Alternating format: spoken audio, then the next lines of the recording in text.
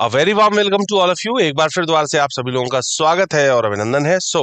आज हम लोग अल्फा एंड न्यूमेरिक का टेस्ट का जो मास्टर एक्सरसाइज हमारा चल रहा था, उसी श्रृंखला में आगे बढ़ते हुए आज हम लोग टेस्ट मास्टर एक्सरसाइज का क्वेश्चन के पार्ट पांचवा करने वाले हैं, फिफ्थ पार्ट को करने वाले हैं। ये वर्णमाला एवं सांख्यात्मक का अभ्यास सत्र ये जो चल रहा था, उसी के अंदर ये मास्टर एक्सरसाइज है, जिसका भाग 5 आज हम लोग देखने वाले हैं। ठीक है, तो चलिए स्टार्ट करते हैं हमारे इस सेशन को। सबसे पहले हम लोग देखते हैं कि किन किन क्वेश्चंस को हम लोग देखने वाले हैं। यहाँ पर हम लोग इंट्रोडक्शन और बेसिक कॉन्सेप्ट से रिलेटेड क्वेश्चंस को देखने वाले हैं, जो कि अल्फा एंड न्यूमेरिक टेस्ट के हैं। इसके बाद यहाँ पर टाइप्स ऑफ क्वेश्चंस की अगर मैं बात करूँ तो रैंकिंग अल्फाबेटिकल ऑर्डर के क्वेश्चंस को देखने वाले हैं, ऑर्डर ऑफ टेस्ट के क्वेश्चन को, arrangement of word and numbers के क्वेश्चन को, formation of meaningful word and उसके बाद में नंबर टेस्ट के क्वेश्चंस को। ठीक है, तो ये सारे तरीके के सवालों को हम लोग देखने वाले हैं आज के इस सेशन में। डिस्क्लेमर, अस्वीकरण। हमारे स्लाइड डेक में उपयोग की गई छवियां केवल शैक्षिक उद्देश्यों के लिए है। हम इन छवियों के मूल रचनाकारों और मालिकों की बौद्धिक संपदा और अधिकारों का सम्मान करते हैं। यदि आप इस डेक में उपयोग की गई किसी भी छवि के मालिक हैं और कोई चिंता या समस्या है, तो कृपया करके हमें sathi@iitk.ac.in पर हमसे संपर्क करें। हम छवियां हटा देंगे। Thank you. सबसे पहले अगर मैं यहाँ पर इंट्रोडक्शन की बात करूं कि भाई आखिरकार अल्फा एंड न्यूमेरिक का जो कॉन्सेप्ट है या ये चैप्टर डिराइव कैसे हुआ है, उस पर अगर मैं चर्चा करना चाहूं या बात करना चाहूं तो ये क्या है। भाई बेसिकली देखा जाए तो ये चैप्टर के नाम में ही जो भी उसके अंदर है वो चीज इसके अंदर छुपी होती है। जैसे ये चैप्टर का नाम है अल्फा एंड न्यूमेरिक, मतलब अल्फाबेट से रिलेटेड अल्फा बना और नंबर से रिलेटेड न्यूमेरिक बना, इसीलिए इसको नाम रखा गया alpha and numeric. Test master exercise का पार्ट है ये। ठीक है, अब इसके अंदर बेसिकली होता क्या है, जैसा कि आप लोग देख पा रहे हैं कि भाई ए से लेकर के जेड तक के टोटल 26 लेटर है। तो इसके अंदर लेटर्स का कुछ ना कुछ कॉम्बिनेशन दिया जाता है, प्लस कुछ ना कुछ नंबर्स दिए जाते हैं। लेटर और नंबर्स का कुछ ऐसा कॉम्बिनेशन आपको दिया जाता है, कुछ ऐसा मिक्सचर आपको दिया जाता है जिसके पीछे आपको लॉजिक पता करना होता है। जैसे मान लीजिए लिखा है B42, तो पहले आपको ये पता करना है कि ये बी क्यों लिखा गया और बी के रिलेटेड 42 क्यों लिखा गया है। जो भी लॉजिक उसके पीछे निकल के आता है, उसके बाद फिर हम आगे जो भी क्वेश्चन उस पर हमसे पूछा जाता है, हम उस पर उसको अप्लाई कर देते हैं। तो बेसिकली जो इसका कॉन्सेप्ट रहता है वो कुछ इस तरीके से क्वेश्चंस को डिजाइन किया जाता है इसके अंदर। ठीक है, तो इससे पहले के कुछ बेसिक कॉन्सेप्ट्स हम लोगों को यहाँ पर पता होने चाहिए, और वो बेसिक कॉन्सेप्ट्स अगर हम लोगों को पता है तो क्वेश्चन करने में बहुत ज्यादा हो जाती है हमारे को आसानी। तो सबसे पहला बेसिक कॉन्सेप्ट क्या है? सबसे पहला बेसिक कॉन्सेप्ट ये है कि alphabet with their position in alphabetical order. भाई हर एक लेटर का कोई ना कोई एक प्लेस वैल्यू होता है। प्लेस वैल्यू का मतलब कि वो किसी ना किसी नंबर पे आ रहा होता है। टोटल 1 से लेकर के 26 तक के लेटर होते हैं। अब A1 पर है, B2 पर है, C3 पर है, तो हर एक लेटर का कोई ना कोई एक प्लेस वैल्यू है। प्लेस वैल्यू का मतलब वो किसी ना किसी नंबर पर आता है, तो वो जिस नंबर पर आता है उसी को ही प्लेस वैल्यू बोला जाता है। ठीक है, प्लेस का मतलब जगह और वैल्यू का मतलब उसका क्या उसकी स्थिति है। अब ऐसा ही इसके अंदर अपोजिट्स लेटर का होता है। अपोजिट का क्या है कि कोई भी लेटर दिया है उसके अपोजिट क्या है। जैसे ए का अपोजिट जेड है, बी का अपोजिट वाई है, सी का अपोजिट एक्स है, तो हर एक लेटर का कोई ना कोई एक अपोजिट होता है। तो वो अपोजिट भी आप लोगों को लर्न कर लेना है। अब इनकी प्लेस वैल्यूज लर्न करने का और इनके अपोजिट्स को लर्न करने का हमने कुछ ना कुछ शॉर्ट ट्रिक्स बना रखी हैं। आइए जरा चर्चा करते हैं उन शॉर्ट ट्रिक्स पर कि वो क्या शॉर्ट ट्रिक है और वो हमारे लिए कैसे यूजफुल है। ठीक है, देखिए, तो सबसे पहली शॉर्ट ट्रिक जो हमने यहाँ पर बनाई है वो है एचओटी। एचओटी क्या है? जैसे E5 पर है, J10 पर है, O15 पर, T20 पर, Y25 पर, ये सब 5-5 के गैप पर आपको दिए हुए हैं।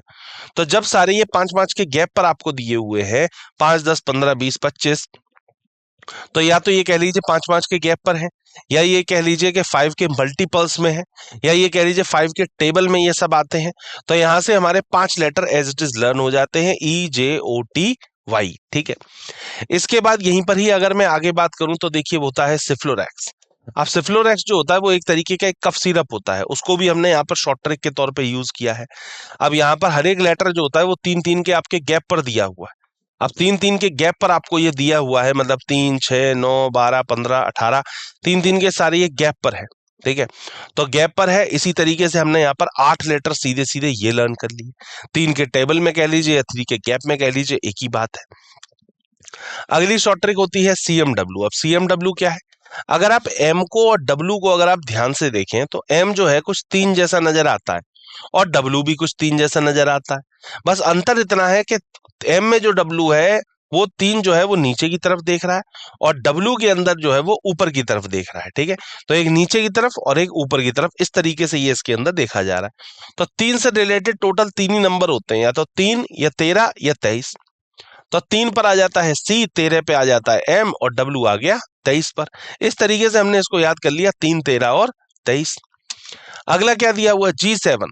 अब G7 क्या है, अगर आप G को ध्यान से देखें तो G के अंदर कुछ छुपा हुआ 7 जैसा नजर आता है, तो G7 पर हो गया।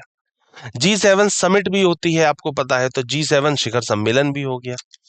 अगला क्या है, H8। H8 क्या है, H को अगर आप ऊपर से एडजॉइन कर दें और नीचे से एडजॉइन कर दें तो ये 8 जैसा नजर आ जाता है, तो H8 पर हो गया। इसी तरीके से किंग्स 11 पंजाब, आईपीएल के अंदर एक टीम है किंग्स 11 पंजाब, तो के जो हो गया वो 11 पर हो गया। अगला D4, भाई डायरेक्शंस आपकी 4 होती हैं, तो डी जो आ गया वो 4 पर हो गया। इसके बाद T20 आप लोग मैचेस देखते हैं 2020, तो T20 पर आ गया। इसके बाद अगला है A1, शीर्ष गुणवत्ता वाली सेवाओं के लिए यूज किया जाता है, A1 सर्विसेज के लिए। ठीक है, तो A1 नंबर पे आ गया, टॉप क्वालिटी सर्विसेज के लिए यूज किया जाता है। B2B सर्विसेज होती है बिजनेस टू बिजनेस, तो B2 ऊपर हो गया। ठीक है, अगला क्या है 18+, भाई आर जो होता है वो रेटेड के लिए यूज किया जाता है, 18+ मूवीज के लिए यूज किया जाता है, तो आर 18 पर आ गया। जेड 26 पर होता है, भाई जेड टोटल 26 लेटर होते हैं, तो जेड 26 पर आ गया, मतलब 26 पर आ गया। क्यू 17 पर होता है, वी 22 पर होता है, वी पे 2 लाइंस होती हैं तो इसलिए 22 पर बना दिया गया। इसके बाद अगली शॉर्ट ट्रिक क्या है इसमें, एन 14 पर आ गया। अगला क्या है पब्लिक सर्वेंट, भाई S19 जो है पब्लिक सर्वेंट्स के लिए और आर्टिकल 19 जो है वो फ्रीडम ऑफ स्पीच के लिए यूज किया जाता है, तो स्पीच और सर्वेंट्स एस से स्टार्ट होता है, मतलब एस जो हो गया वो 19 पर हो गया। अगला क्या है अनुच्छेद 16 जो है वो equal opportunity in public employment आपको देता है, P16 मतलब पब्लिक एम्प्लॉयमेंट। ठीक है, आगे क्या है, अगला दिया हुआ है जो भी लेटर्स आपके होते हैं उसका कुछ ना कुछ अपोजिट होता है, वो अपोजिट भी आपको यहां से लर्न कर लेना है। उसकी शॉर्ट ट्रिक क्या है, जैसे ए का अपोजिट जेड है तो A to Z। ठीक है, BY के लिए बाय कर दिया, CX के लिए क्रैक्स कर दिया, EV के लिए इलेक्ट्रिक व्हीकल कर दिया, FU के लिए फन कर दिया, GT के लिए GT रोड कर दिया, HS के लिए हाई स्कूल कर दिया, IR के लिए इंडियन रेलवेज कर दिया, JQ के लिए जंगल क्वीन कर दिया, KP के लिए काला पानी, LO के लिए लव और MN के लिए मैन। इस तरीके से यहाँ पर कुछ वर्ड्स हमने यहाँ पर ये आपके लर्न कर लिए हैं। आगे इसी के अंदर अगर बात करी जाए, आगे इसके अंदर दिया हुआ था पहली चीज क्या है, कुछ और कॉन्सेप्ट्स दिए हैं। वो पहला कॉन्सेप्ट क्या है कि जो भी विपरीत होता है उनके लेटर्स का हमेशा जो टोटल होता है वो 27 आता है।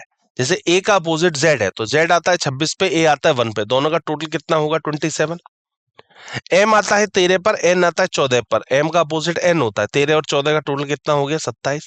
मतलब इन सभी के टोटल जो होते हैं वो 27 बैठ रहे होते हैं। ऐसे ही अक्षर जो होता है AE IOU, इनको हमेशा स्वर माना जाता है, ध्यान रखिएगा। और इनके अलावा जितने बचते हैं वो सारे व्यंजन है, तो AE IOU जो है ये वॉवल्स है और बाकी इसके अलावा सारे के सारे कॉन्सोनेंट्स है। आगे दिया हुआ था कि अंग्रेजी वर्णमाला श्रेणी में जो पहला आधा भाग होता है वो ए से लेकर के एम तक का होता है और दूसरा आधा भाग होता है एन से लेकर के जेड तक का।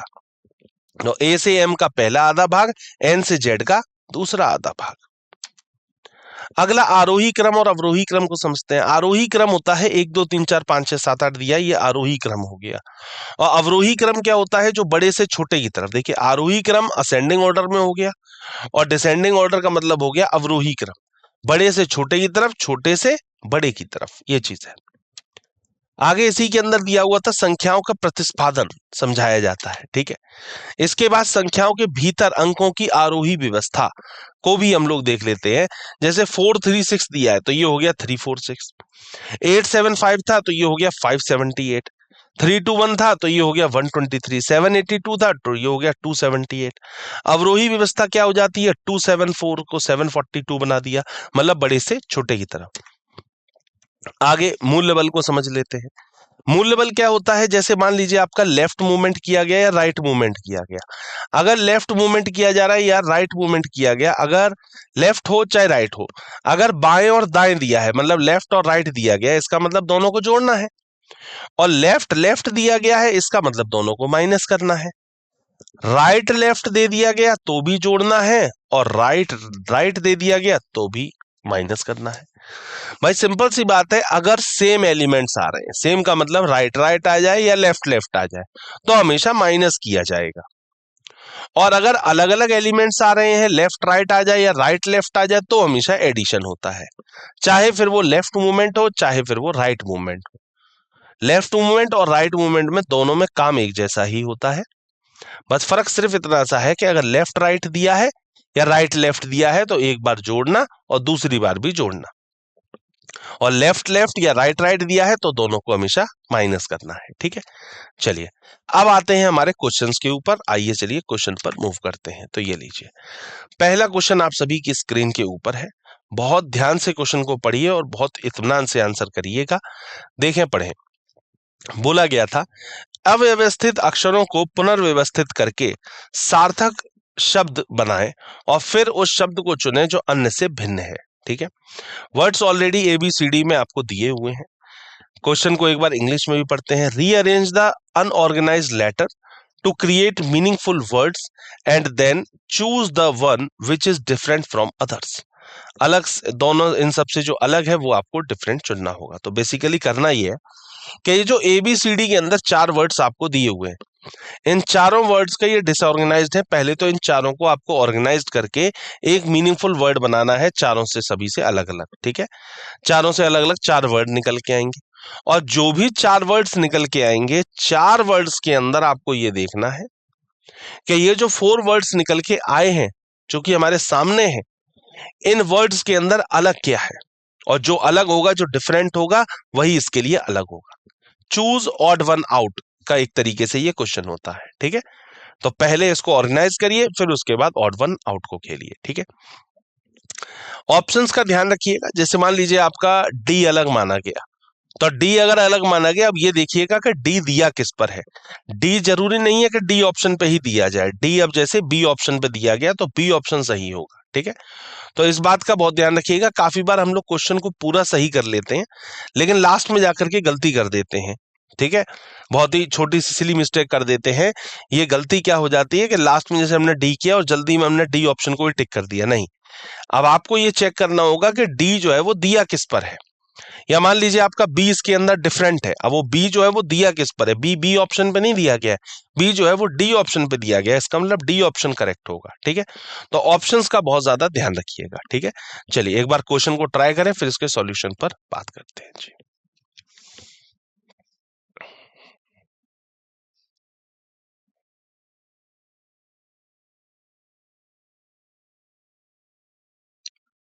चलिए आइए देखते हैं क्या होना चाहिए इसके लिए सही जवाब। देखिए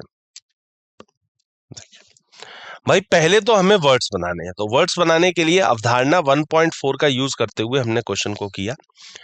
ये वर्ड था, इससे बनाया हमने आयरन, ये बना इससे हमारा सैंड, ये बना कॉपर और ये बना गोल्ड। तो आयरन, कॉपर, गोल्ड, ये तीनों जो हो गई वो धातुएं हो गई, और सैंड जो हो जाती है वो हो जाती है मिट्टी। अब सैंड जो है वो दिया किस पर है, सैंड मतलब सही है। अब सैंड जो है, सैंड बना किससे था, बी से बना था। अब ये बी दिया किस पर है, बी दिया हुआ है डी ऑप्शन के ऊपर।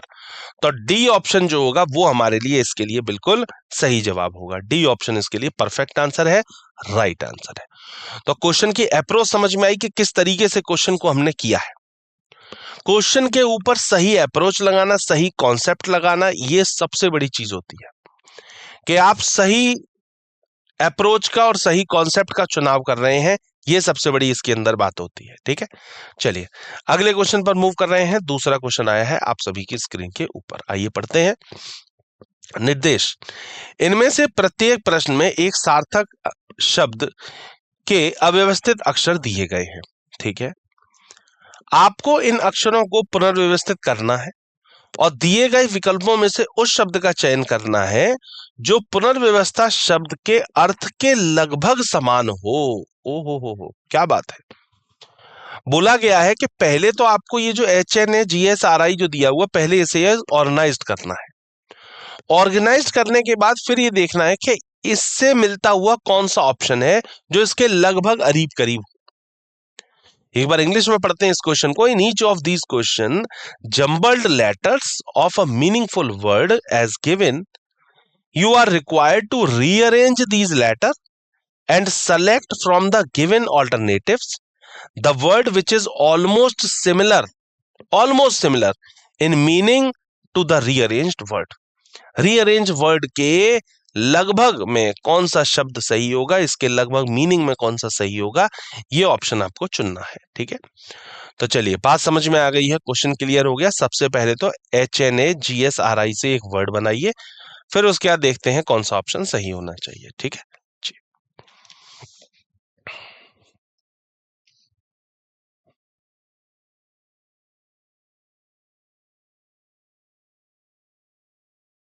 चलिए आइए देखते हैं क्या होना चाहिए इसके लिए सही जवाब। देखिए, तो पहले तो हम लोगों को वर्ड बनाना है। वर्ड इससे जो बन के तैयार होगा वो होगा गार्निश। क्या होगा? गार्निश।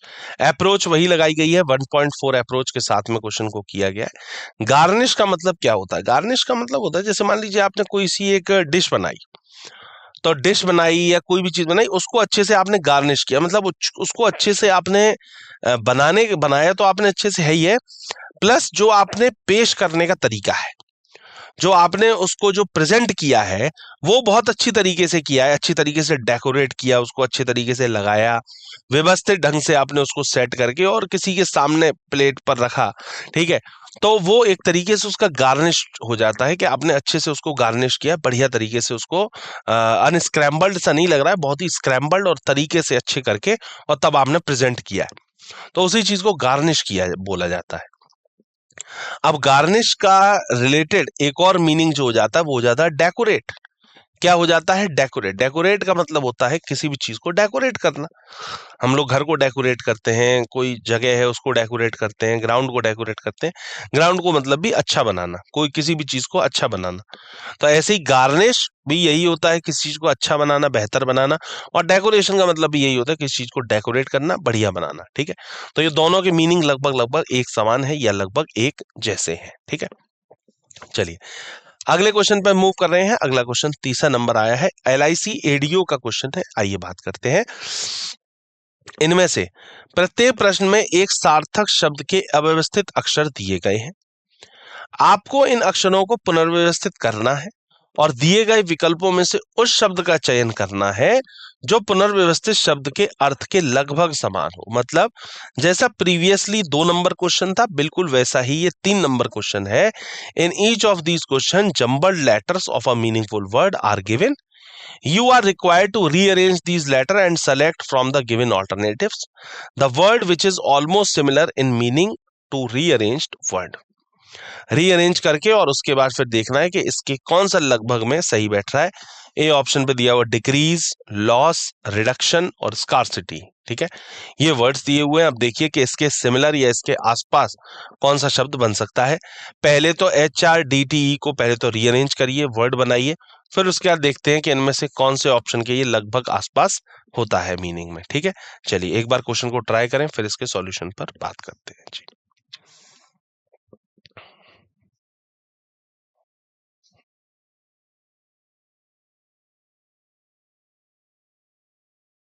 चलिए हाँ, ये देखते हैं क्या होना चाहिए इसके लिए सही जवाब। HRADTE, तो इससे जो बन रहा है अवधारणा 1.4 का यूज करते हुए हमने बनाया। यहां से जो बन रहा है वो बन रहा है डे अर्थ। क्या बन रहा है? डे अर्थ। और डे अर्थ का मतलब भी और स्कार्सिटी का मतलब भी एक जैसा ही होता है। डे अर्थ या स्कार्सिटी मतलब अकाल पड़ना, कोई चीज कम पड़ जाना, ठीक है, किसी चीज की कमी होना, ये सब इनके लगभग लगभग मीनिंग जो है वो एक जैसे होते हैं। तो डे अर्थ या फिर स्कार्सिटी एक जैसे हो गए। ठीक है, तो इसका मतलब इसमें जो सही ऑप्शन बैठेगा वो डी ऑप्शन बैठेगा।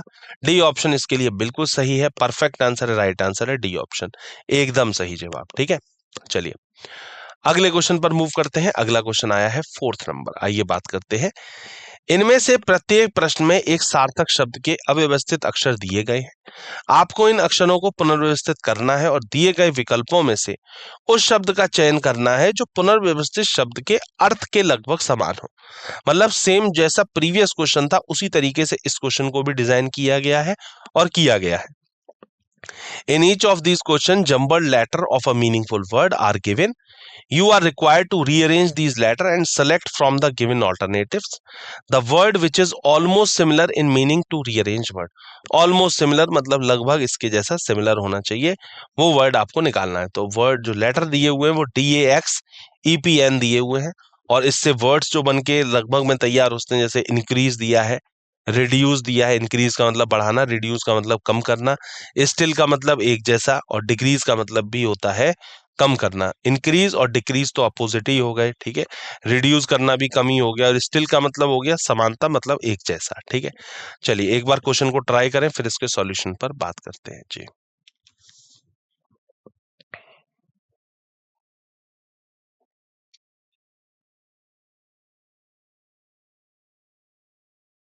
चलिए आइए देखते हैं क्या होना चाहिए इसके लिए सही जवाब. देखिए भाई, इससे जो वर्ड बन के तैयार हो रहा है वो वर्ड बन रहा है एक्सपेंड. एक्सपेंड का मतलब होता है किसी भी चीज को बढ़ाना.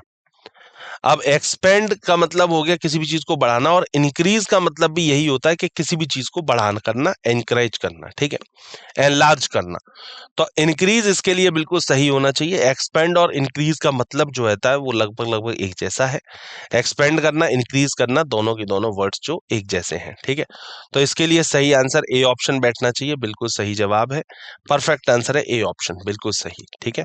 चलिए आगे बढ़ते हैं अगले क्वेश्चन की तरफ. अगला क्वेश्चन आया 5th नंबर. देखिए, इनमें से प्रत्येक प्रश्न में एक सार्थक शब्द के अव्यवस्थित अक्षर दिए गए हैं.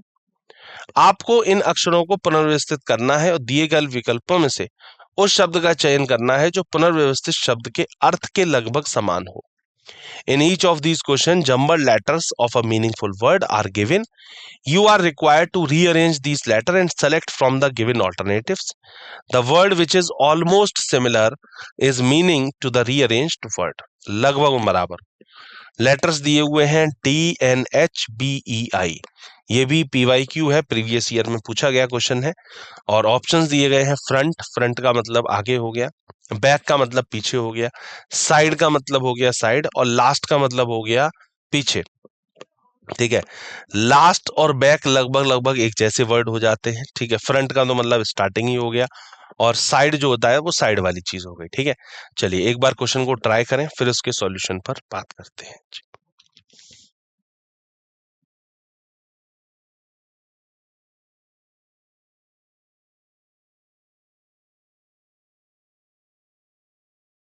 चलिए आइए ट्राई करते हैं इस क्वेश्चन को, देखेंगे. देखो भाई, इस पर्टिकुलर वर्ड से जो बन के वर्ड तैयार हो रहा है वो हो रहा है बिहाइंड, ठीक है. बिहाइंड का मतलब होता है पास, या बिहाइंड का मतलब होता है पास, और इसका अर्थ है क्या, बैक के आसपास होगा. बैक का मतलब हो जाता है पीछे, ठीक है. बिहाइंड, बिहाइंड का मतलब हो जाता है इसके पास में, ए के बिहाइंड सी बैठा हुआ है, ठीक है, या इसके पीछे की तरफ बैठा हुआ है, या इसके आसपास बैठा हुआ है. तो ये बिहाइंड बैक लगभग लगभग एक जैसे हो जाते हैं. तो इसके लिए सी ऑप्शन सही है. अवधारणा वही है, 1.4 अप्रोच का यूज करते हुए हमने इस क्वेश्चन को सॉल्व किया है, ठीक है.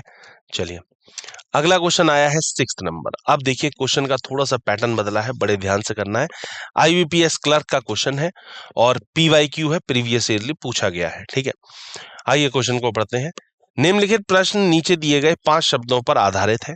निम्नलिखित शब्दों का अध्ययन करें और निम्नलिखित प्रश्नों का उत्तर दें. IBPS क्लर्क का क्वेश्चन है.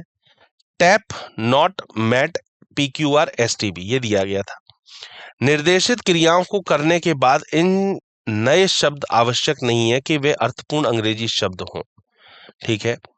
यदि दिए गए प्रत्येक शब्द में प्रत्येक व्यंजन को उसके पिछले अक्षर में और प्रत्येक स्वर को उसके अगले अक्षर में अंग्रेजी वर्णमाला के अनुसार बदल दिया जाए. क्वेश्चन को समझा आपने. दिए गए प्रत्येक शब्द में प्रत्येक व्यंजन को, जो भी प्रत्येक व्यंजन है उसको पिछले अक्षर में और प्रत्येक स्वर को उसके अगले अक्षर में अंग्रेजी वर्णमाला के अनुसार बदल दिया जाए तो कितने शब्दों में इस प्रकार से कम एक स्वर दिखाई देगा. कम से कम एक स्वर दिखाई दे ऐसा कितने वर्ड्स के अंदर होगा, ये आपको देखना है, ठीक है. यहाँ पर दिया हुआ था, if in each of the given words every consonant is change to its previous letter and every vowel is change to the next letter according to the English alphabetical series, then in how many words thus formed at least one vowel will appear. One vowel जिसके अंदर दिख रहा हो, ऐसे कितने शब्द बन के तैयार होंगे। ऊपर एक निर्देश दिया गया है, the new words formed after performing the mentioned operation may not necessarily be a meaningful English word. मतलब जब ये ऑपरेशन जब आप लोग कर रहे होंगे इनके साथ में, वर्ड्स के साथ में, तो जो नए वर्ड्स बन के तैयार होंगे, जरूरी नहीं है कि उनका कोई शब्द जो होते हैं वो अर्थपूर्ण हो, सिर्फ ऐसे ही रैंडमली कुछ भी बन के तैयार हो सकता है। ठीक है, तो चलिए क्वेश्चन को करिए एक बार, फिर इसके सॉल्यूशन पर बात करते हैं जी।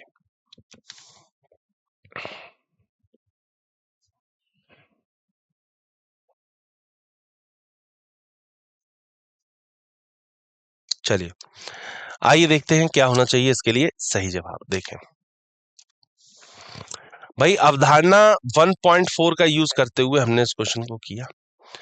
परिवर्तनों लागू करने के बाद जो नए शब्द बन रहे हैं वो कुछ ये बन रहे हैं, एसबीओ, एमपीएस, एलबीएस, ओपीक्यू और आरएसए। कैसे कि जितने भी इसके अंदर बोला गया था, प्रत्येक जितने भी व्यंजन है को पिछले अक्षर में बदल दिया जाता है।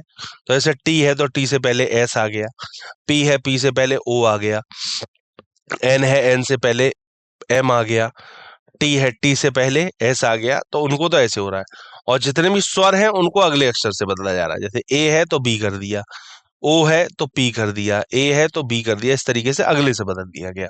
तो नई श्रृंखला ये हमारे पास निकल के आ गई है, जो कि ये रही। ठीक है, अब नई श्रृंखला जो निकल के आ गई है, इसमें ये पूछा गया था तो कितने शब्दों में इस प्रकार से कम एक स्वर दिखाई देगा, कम से कम एक तो होना ही चाहिए। तो एक तो एसबीओ में एक इसमें दिखाई दे रहा है, एमपीएस में नहीं है, एलबीएस में भी नहीं है, एक ओपीक्यू में दिखाई दे रहा है और एक आरएसए में भी दिखाई दे रहा है। तो एक इसमें दिख रहा है, एक इसमें दिख रहा है और एक इसमें दिख रहा है, तीन में दिखाई दे रहे हैं। तो स्पष्ट रूप से तीन शब्दों में स्वर दिखाई दे रहे हैं।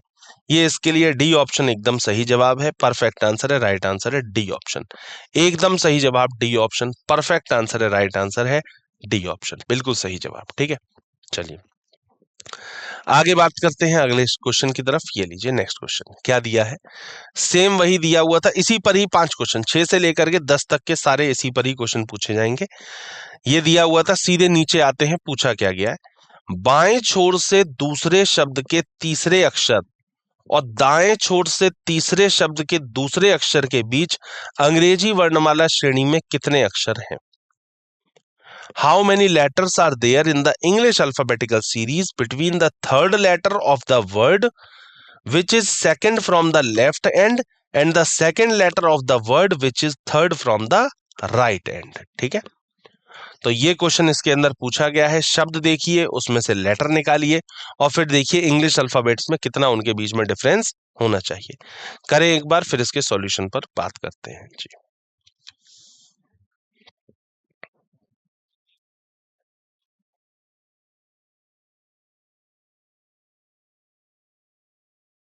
चलिए आइए देखते हैं क्या होना चाहिए इसके लिए सही जवाब। देखें, अप्रोच 1.1.3 का यूज करते हुए क्वेश्चन को किया गया, बाएं छोर से दूसरे शब्द के तीसरे अक्षर, बाएं छोर से दूसरे शब्द के तीसरे अक्षर, तो दूसरा अक्षर क्या था, नॉट, और नॉट का तीसरा अक्षर क्या है, टी। ठीक है, वेरी गुड। इसके बाद दाएं से तीसरा शब्द कौन सा है, दाएं से तीसरा शब्द है मैट, और मैट का दूसरा अक्षर क्या है, ए। अब ए और टी के बीच में डिफरेंस कितना है ये पूछा गया है। तो ए और टी के बीच में जो डिफरेंस होता है वो 18 लेटर्स का होता है। भाई टी आता है 20 पर, ए आता है 1 पर, 20 में से एक गया, कितना बचा, 19, 19 में से एक और घटाया जाएगा, कितना आएगा, 18। इन दोनों के बीच में 18 लेटर्स का डिफरेंस है, तो 18 लेटर्स का डिफरेंस बन रहा है। सी ऑप्शन इसके लिए बिल्कुल सही है, परफेक्ट आंसर है, राइट आंसर है सी ऑप्शन, एकदम सही जवाब, बिल्कुल परफेक्ट आंसर। ठीक है, सी ऑप्शन 18 एकदम सही। ठीक है, तो ये इसके लिए बिल्कुल सही है, 18 लेटर इन दोनों के बीच में, मतलब उधर टी को काउंट नहीं करना है और इधर ए को काउंट नहीं करना है। तो बेसिकली बी से लेकर के एस तक के लेटरों को काउंट करना है और बी से लेकर के एस तक के टोटल आपके 18 लेटर होते हैं। ठीक है, चलिए अगला क्वेश्चन आया है 8th नंबर, क्या बोल रहा है, आइए क्वेश्चन को लास्ट में पढ़ते हैं। बोला गया था, यदि दिए गए प्रत्येक शब्द में पहले और तीसरे अक्षर की स्थिति आपस में बदल दी जाए, मतलब पहला और तीसरा आपस में जगह अपनी इंटरचेंज कर लेते हैं, तो कितने अर्थपूर्ण शब्द बनेंगे, कितने मीनिंगफुल वर्ड बनेंगे, ये आपसे पूछना चाह रहा है। If the position of the first and the third alphabet in each of the words given are interchanged, then how many meaningful words will be formed, कितने मीनिंगफुल वर्ड बनेंगे, ये आपसे उसके अंदर पूछा गया है। ठीक है, तो एक बार देखिए कितने मीनिंगफुल वर्ड बनने चाहिए, जितने बनेंगे वही इसके लिए सही जवाब होगा। ठीक है, चलिए एक बार ट्राई करें, फिर इसके सॉल्यूशन पर बात करते हैं जी।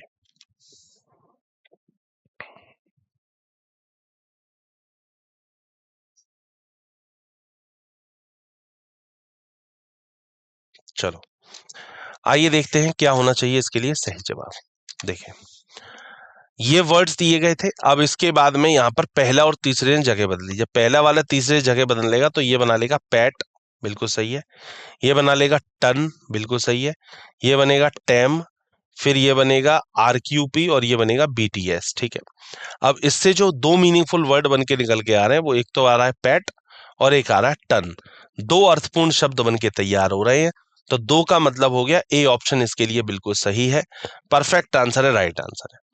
If the position of the first and the third alphabet in each of the words given are interchanged, then how many meaningful word will be formed? ये क्वेश्चन आपसे इसके अंदर पूछा गया था। दो वर्ड बन रहे हैं, एक बन रहा है पैट और एक बन रहा है टन, ये चीज है। चलिए अगला क्वेश्चन फिर दोबारा से इसी पर पूछा गया है, श्रृंखला वही रहेगी, हर बार सवाल बदलेगा। यदि दिए गए शब्दों को शब्दकोश में दाएं से बाएं की दिशा में व्यवस्थित किया जाए, ध्यान दीजिएगा दाएं से बाएं लगाना है। ठीक है, तो बाएं छोर से दूसरा शब्द कौन सा होगा, ये आपसे पूछना गया है। ठीक है, if in the given words are arranged in the order as they appear in the dictionary from right to left, which of the following will be the second from the left end, left end से second कौन होगा, ये आपसे इसके अंदर पूछा गया है। ठीक है, करिए एक बार इस क्वेश्चन को, फिर इसके सॉल्यूशन पर बात करते हैं जी।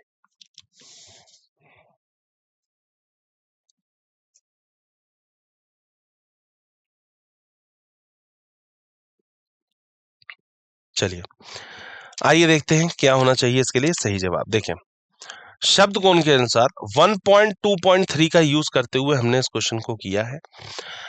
करने के बाद दिए गए शब्दों शब्दकोश में दाएं से बाएं की तरफ लगाना था। दाएं से बाएं की तरफ का मतलब ये हो गया कि राइट से स्टार्ट करते हुए लेफ्ट की तरफ जाना है। ठीक है, तो टैप, नॉट, मैट, PQR और STV, तो इसके अंदर सबसे बड़ा हो गया टैप, क्योंकि टैप से स्टार्टिंग हो रही है। ठीक है, तो वो आ गया यहाँ पर। इसके बाद हो गया STV, बिल्कुल ठीक है। इसके बाद हो गया PQR, P से स्टार्ट हुआ इसलिए, फिर N से जो स्टार्ट हुआ वो, और फिर M से जो स्टार्ट हुआ वो। ठीक है, ये बदलने के बाद में फिर ये पूछा गया था कि बाएं छोर से दूसरा कौन होगा। बाएं छोर से दूसरा जो हो रहा है वो STV हो रहा है, तो STV बाएं ओर से दूसरे स्थान पर बैठ रहा है, इसका मतलब C ऑप्शन इसके लिए बिल्कुल सही है, परफेक्ट आंसर है, राइट आंसर है, C ऑप्शन एकदम सही जवाब। ठीक है, चलिए अगला क्वेश्चन आया है 10 नंबर, क्या बोला गया है आइए देखें। बोला गया था यदि दिए गए प्रत्येक शब्द में दूसरे अक्षर को उसके अगले अक्षर से और तीसरे अक्षर को उसके पिछले अक्षर से अंग्रेजी वर्णमाला क्रम के अनुसार बदल दिया जाए, तो कितने शब्द इस प्रकार बने होंगे जिनमें कोई भी स्वर नहीं होगा। If in the each of the word given the second alphabet is replaced by its following alphabet and the third alphabet is replaced by the preceding alphabet as per the English alphabetical order, then how many words thus formed will have without any vowel? जो without vowel के बनेंगे ये आपसे कितने बनेंगे। ठीक है, question करें एक बार, फिर इसके सॉल्यूशन को देखते हैं जी।